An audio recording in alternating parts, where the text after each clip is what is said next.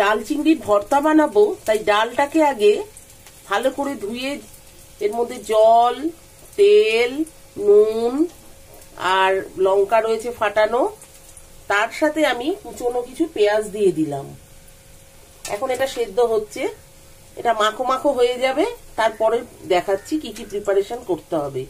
রেসিপিটার নাম হচ্ছে ডাল চিংড়ি ভর্তা।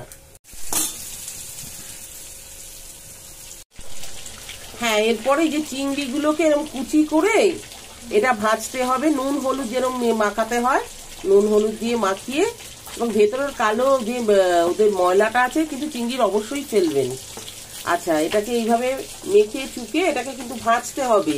তারপরেই দেখুন শুকনো লঙ্কা আছে, পেঁয়াজ কুচি আছে, তার সাথে হচ্ছে রসুন, কাঁচা লঙ্কা, এগুলো পুরোটাই এগুলো এক এক করে ভাজতে হবে।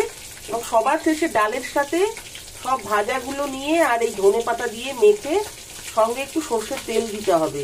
সেটাও আমি রেসিপিতে দেখিয়ে দিচ্ছি। আমি এগুলো ভেজে নিই, তারপর সমস্ত রেসিপিটা আপনাদের দেখিয়ে দিচ্ছি।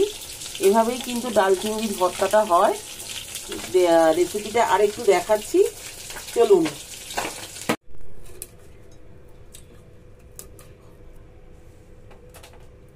সব শেষে এই যে ভাজা পেঁয়াজ, শুকনো লঙ্কা, তারপর রয়েছে কাঁচা লঙ্কা, তারপর রয়েছে রসুন, সমস্ত রসুনটার ভেতরেই রয়েছে, দেখো এই যে ভাজা যে পেঁয়াজটার ভেতরেই রসুনটা কিন্তু রয়েছে।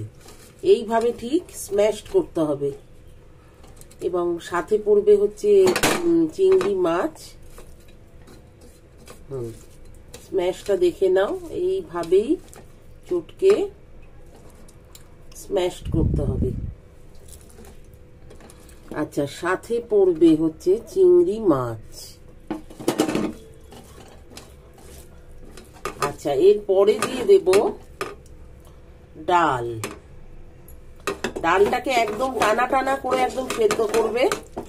করে এই যে ডালের মধ্যে কিন্তু পেঁয়াজও আছে, কাঁচা পেঁয়াজ সেদ্ধ আর কি করতে দিয়েছিলাম। এই যে ডাল সেদ্ধের মধ্যে ওই পেঁয়াজটা রয়েছে, মানে ভাজা পড়বে আবার সেদ্ধ পেঁয়াজও পড়বে। এই যে এইরকম ঠিক ডালটা সেদ্ধটা এইভাবে দিয়ে দিতে হবে। আচ্ছা, সব শেষে পড়বে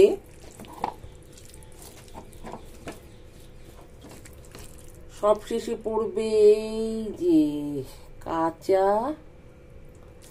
একদম ঝাঁঝওয়ালা একটা সর্ষের তেল, কোনো গরম নয়, এটা একদম ঝাঁঝওয়ালা সর্ষের তেলটা একদম সবার লাস্টে দিয়ে মেখে নিতে হবে। আর নুন তো ডালে দেওয়াই ছিল, এবার তোমরা স্বাদ অনুযায়ী দেখে নেবে নুনটা কেমন হয়েছে।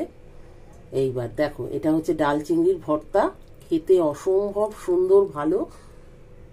তোমরা এই রেসিপিটাকে ট্রাই করো অবশ্যই অবশ্যই। যেদিন খেতে ইচ্ছে করছে না, কিছু বিশেষ রান্না করতে ভালো লাগছে না, শুধু এই রেসিপিটা দিয়েই তোমাদের খালি ভাত খাওয়া হয়ে যাবে। এবং ভালো লাগলে অবশ্যই কিন্তু লাইক কমেন্ট শেয়ার আমাকে করো, এবং জানিও যে আমাদের এই রেসিপিটা আমরা বানিয়ে খেয়েছি। তো রেসিপিটার সম্বন্ধে আমাকে একটুখানি কমেন্ট কিন্তু অবশ্যই অবশ্যই করো। চলো, আজকের অবধি টাটা, আবার দেখা হবে।